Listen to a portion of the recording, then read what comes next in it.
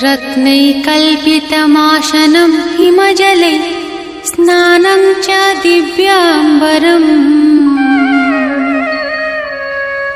नानारत्नविभूषितं मृगमदा मोदाङ्कितं चन्दनम् जातिचम्पकबिल्वपत्ररचितं पुष्पं च धूपं तथा दीपं देवदयानिधे पशुपते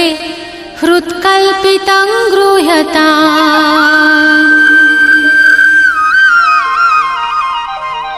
सौवर्णेन नवरत्नखण्डरचिते पात्रे घृतं पायसम् भक्ष्यं पञ्चविधं पयोदधियुतं रम्भाफलं पानकम्